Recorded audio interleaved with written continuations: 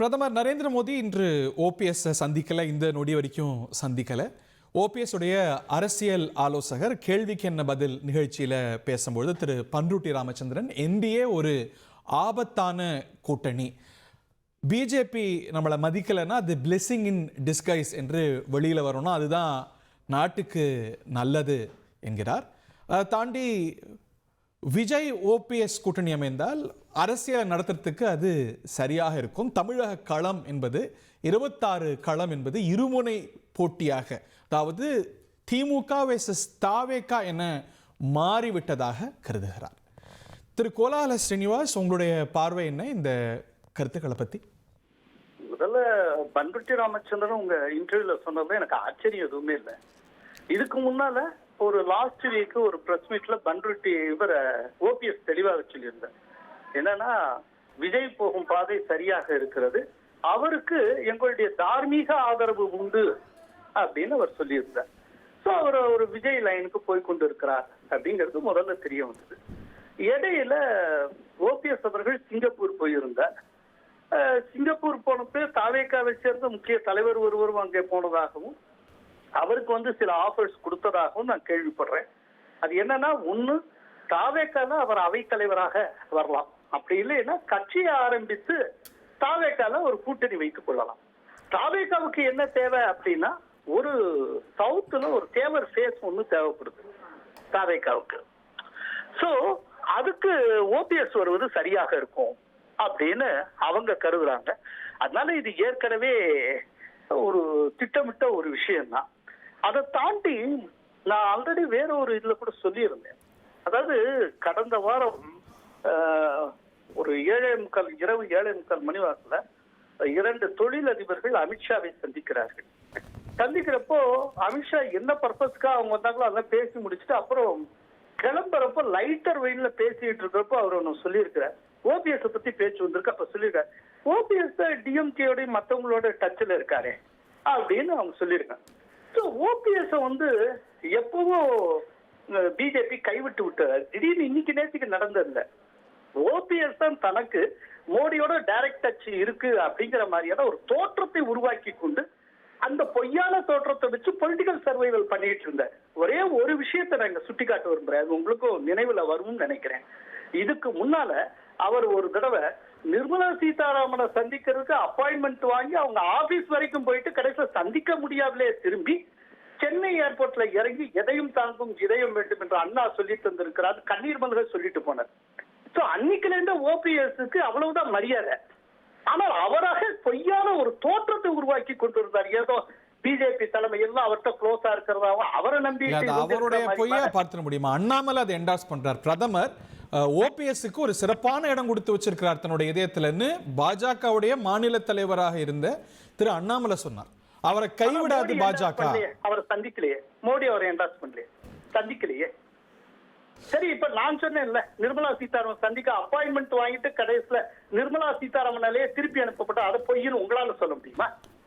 நீங்க எதுக்கு இந்த விஷயத்துல அண்ணாமலையை கொண்டுறீங்கன்னு புரியல. நான் சொன்னது ஏதாவது பொய்ன்னு சொல்ல முடியுமா? ஏன் ஓபிஎஸ் இந்த தடவை சந்திக்கல? நான் சொல்றேன், ஒரு வாரத்துக்கு முன்னால அமித்ஷா வார சொன்னாருன்ட்டு அதே லைன்ல தானே இப்ப நடந்திருக்கு. என்னன்னா, இப்ப ஓபிஎஸ்க்கு இருக்கிற பிரச்சனை, இந்தியாவுக்குள்ள அவருக்கு இடம் கிடையாது, என்னைக்கோ கையெழி விட்டாங்க, இவ்வளவுதான் விஷயம். இப்ப ஏதாவது ஒரு இடத்துல போய் ஆகணும். இப்ப டிஎம்கேயோட போனால் அவர் 3 முறை முதல்வராக ஜெயலலிதாவால் ஆக்கப்பட்டவர். அவர் கூட இருக்கிற இந்த கொஞ்ச நெஞ்சம் பழைய அதிமுக காரங்க கூட அவர் துரோகின்னு சொல்லிடுவாங்க டிஎம்கே பக்கம் போனா.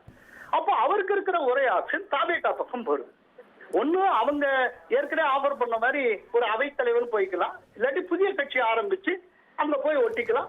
அதுக்கான ஏற்பாட்டுக்கு தான் செப்டம்பர் 4ஆம் தேதி தன்னுடைய ஆதரவாளர்கள் மாநாடு கூட மதுரையில அவர் கூட்டி இருக்கிறார். ஓபிஎஸ்க்கு தாவேகா பிளான் பியா இருக்கலாம், ஆனா அவருடைய பிளான் ஏ அப்படிங்கிறது, அவருடைய முதற்கட்ட விருப்பம் அப்படிங்கிறது என்டிஏ கூட்டணியில தொடர்வது அப்படிங்கிறது தானே இருக்க முடியும்னு பார்க்க முடியும். இல்ல, இன்னைக்கு ஓபிஎஸ்க்கு முதல் கட்ட விருப்பம் 2ஆம் கட்ட விருப்பம்னா ஒண்ணுமே கிடையாது. அவர் இன்னைக்கு சாய்ஸ் அவர் கையிலேயே ஒண்ணும் கிடையாது. எப்படியாவது பொலிட்டிக்கல் சர்வேலுக்கு ஏதாவது பண்ணி ஆகணும் தானே. இன்னைக்கு ஒரு சாய்ஸ் எல்லாம் இது பண்ணக்கூடிய அளவுக்கு அவர் பவர்ஃபுல் பர்சனாலிட்டி நினைச்சிட்டு இருக்கீங்க. ஏங்க, அவருடைய சொந்த மாவட்டத்துல சொந்த சமூகத்தின் மத்தியிலேயே செல்வாக்கு இழந்தவர். தேனி மாவட்டத்துல மொத்தம் 4 தொகுதி உண்டுங்க. 2021 தேர்தலில் இவர் போட்டி எடுக்கிறார். 4ல 3 டிஎம்கே ஜெயிச்சது, ஒண்ணு இவர் ஜெயிச்சாரு. இதே நேரத்தில் ஒரு கம்பாரிசனுக்காக சொல்றேன், சேலம் மாவட்டத்துல 11 தொகுதி, 11 எடப்பாடி தான் அதுக்கு பொறுப்பு. 11ல 10 ஏடிஎம்கே ஜெயிச்சது. சோ அவர் மாவட்டத்தை அவர் எப்படி எந்த லட்சணத்துல வச்சிருந்தாரு? சோ எல்லாரும் அவருடைய சொந்த சமூகத்தினால, சொந்த மாவட்டத்தால, எல்லா நிலையிலையும் அவர் கைவிடப்பட்டவர். இன்னைக்கு அவருடைய சமூகம் அதிகமா இருக்குன்னு நினைச்சுதான் ராமநாதபுரத்துல நின்னாரு, முக்குளத்தை அதிகமா இருக்காங்கன்ட்டு. அதிமுக டெபாசிட் எடுக்க வச்சார்ல, எதுவா வேணாலும் இவர் ஏன் தோற்றான்னு என் கேள்வி. அதிமுக ஜெயிச்சா ஏடிஎம்கே சார்பிலே பேசல சார். நீங்க ஏடிஎம்கே ஒண்ணு சொல்றேன், ஏடிஎம்கே 3வது இடத்துக்கு வந்தது அப்படின்னு சொல்லிட்டு ஓபிஎஸ் உடைய 2ஆம் இடத்தை நீங்க ஜஸ்டிஃபை பண்ண முடியாது, ரைட்டா? ஓபிஎஸ் அங்க என்ன நினைச்சு போனாரு? அவரை பெரிய பவர்ஃபுல் பர்சனாலிட்டிங்கிற மாதிரி தானே கொண்டு போய் நிறுத்தினாங்க. அவங்க சமூகம் இருக்கிற இடத்துல அவரால் ஏன் ஜெயிக்க முடியல? இத்தனைக்கும் ராமநாதபுரத்துல முஸ்லீம் வாக்காளருடைய எண்ணிக்கை வெறும் 18%. இந்த 18% மட்டுமே வாக்களித்து நவாஸ் கனி ஜெயிச்சிருக்கவே முடியாது. பெருமளவு முக்குலத்தோரும் அவருக்கு வாக்களிச்சிருக்கணும். அப்படின்னா முக்குலத்தோர் தன்னுடைய சமூகத்தை சார்ந்தவருக்கு அதை மறந்துட்டு பொலிட்டிக்கலா தானே டிசைட் பண்ணிருக்காங்க. ஓகே, அப்புறம் இவருக்கு என்ன பெரிய செல்வாக்கு இருக்கு? சோ உங்க கணிப்புங்கிறது பிஜேபி அணியில ஓபிஎஸ் தொடர வாய்ப்பு குறைவுன்னு கருதுறீங்க? ஆனா இல்ல, ரொம்ப ஆபத்தான ஒரு விஷயம். என்டிஏவே ரொம்ப ஆபத்தான கூட்டணி எல்லாம் சொல்லி இருக்கிறேன். என்ன என்டிஏக்குள்ள பிஜேபியும் இருக்கு. அப்படின்னா பிஜேபியே ரொம்ப ஆபத்தான கட்சி என்று சொல்லி இருப்பதாகத்தான் நான் புரிந்து கொள்ள முடியும். நேற்றுக்கு வரைக்கும் நான் பிஜேபிக்கு நெருக்கம், பிஜேபி தலைவர்களுக்கு நெருக்கம் அப்படின்னு ஒரு தோற்றத்தை உருவாக்கி அந்த பொய்யான தோற்றத்தின் மூலம் பொலிட்டிக்கல் சர்வைவல் நடத்தி கொண்டிருந்த ஒருவருடைய ஆலோசகர் இன்னைக்கு ஒட்டுமொத்த என்டிஏவே ஆபத்தானதுன்னா இவங்க எந்த இடத்துக்கு வந்து அப்படின்னா இவங்களுடைய நம்பகத்தன்மை என்ன? திரு பண்ருட்டி ராமச்சந்திரன் ஒரு விஷயத்தை தெளிவுபடுத்தணும். இந்த பேட்டியில திரு பண்ருட்டி ராமச்சந்திரன் அண்ணாகலத்து அரசியல்வாதி, இதுதான் என்னுடைய கருத்து, ஓபிஎஸ் எந்த முடிவையும் எடுக்கலாம், என்னுடைய கருத்து அப்படிங்கிறது பிஜேபி ஆபத்தானது, ஓபிஎஸ்க்கு பிஜேபி காரங்களோட நெருக்கம் இருக்கு, அவர் எடுக்கக்கூடிய முடிவு தான் இறுதின்னு சேர்த்தே பதிவு செய்யறார். எதுவா இருக்கட்டும், அவர் சரி பண்ருட்டி இத்தனை பேர் இருக்கிறப்போ பண்ருட்டி அடுத்த பேட்டி எடுக்கணும் உங்களுக்கு ஏன் தோணுச்சு? அது எனக்கு சொல்லுங்க. ஓபிஎஸ் ஆலோசனை அந்த கெப்பாசிட்டி தான் நீங்க அவர்கிட்ட போய் கேட்டீங்க. இதே போல பண்ருட்டியை போல ஓய்வு பெற்ற அரசியல்வாதிகள், இந்த முதியோர் இல்லத்து அரசியல்வாதிகள் எத்தனை பேர் இருக்காங்க?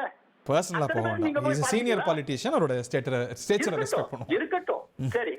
அதே நேரத்துல சரி ஓய்வு பெற்ற அரசியல்வாதி ஒரு வெட்டரன் பொலிட்டிஷியன் வச்சுக்கோங்களேன், ரொம்ப நாகரிகமா சொல்லிடுறேன், வெட்டரன் பொலிட்டிஷியன்ஸ் எத்தனை பேர் இருக்காங்க? நீங்க என்ன காரணத்துக்காக பண்ருட்டி ஆட்ட போய் கேட்டீங்க?